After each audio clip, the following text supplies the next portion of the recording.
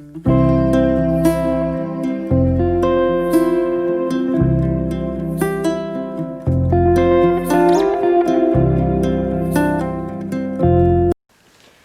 tout le monde, c'est Ophélie. Aujourd'hui on se retrouve dans une nouvelle vidéo où je vais vous présenter un nouveau manga qui est Les Grands Noms de l'Histoire en manga de Marie-Antoinette, publié chez les éditions Nobinobi.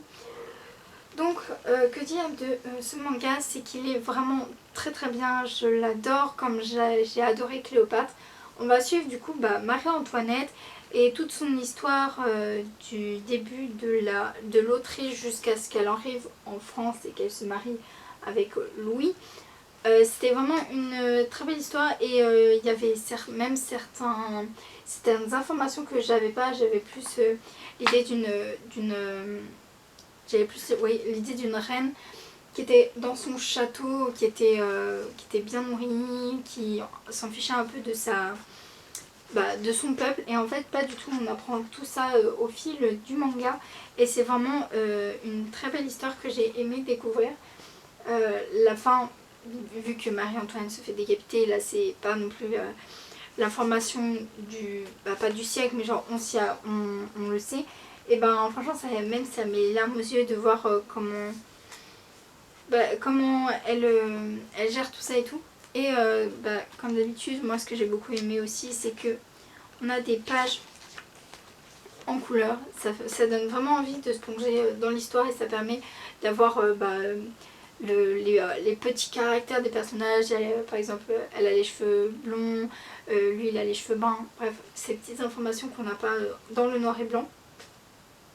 Voilà, j'ai vraiment beaucoup aimé cette histoire qui du coup est riche d'informations et du coup c'est ludique parce que vu qu'on est dans l'histoire, en fait on ne se rend pas compte qu'on emmagasine des informations et en fait on emmagasine plein du tout, et à la fin on sort de ce manga et on a appris plein de choses sans s'ennuyer, et ça c'est vraiment cool. Et pour ceux qui veulent par exemple faire un exposé ou juste en savoir un peu plus des détails précis, on a comme d'habitude un petit doc sur Marie-Antoinette et tout ce qu'il y a autour d'elle, tout ce qu'il y a. Il y a par exemple le contexte, il y a les événements qui nous sont récapitulés. Bref, il y a plein de choses à découvrir et c'était vraiment une bonne lecture. Mais mon préféré reste quand même Cléopâtre parce que je trouve que c'est quand même une femme très forte, même si Marie-Antoinette est assez quand même forte. Mais je trouve que c'est quand même des femmes à admirer parce qu'elles ont fait quand même beaucoup de choses, elles sont quand même battues.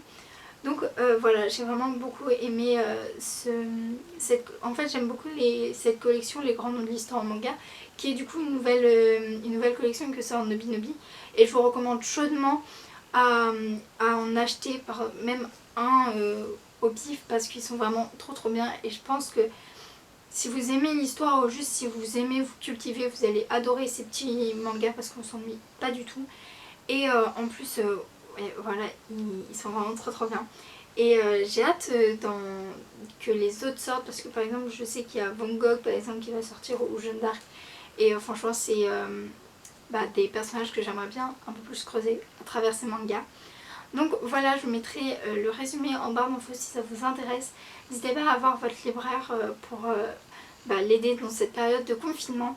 N'hésitez pas à nous suivre sur les réseaux sociaux, ça fait beaucoup plaisir de voir qu'on est de plus en plus nombreux. N'hésitez pas à liker cette vidéo si ça vous a plu, à la commenter, à me dire votre avis sur ce manga, ou si vous l'avez précommandé, ou si vous l'attendez, ou si c'est pas du tout votre style.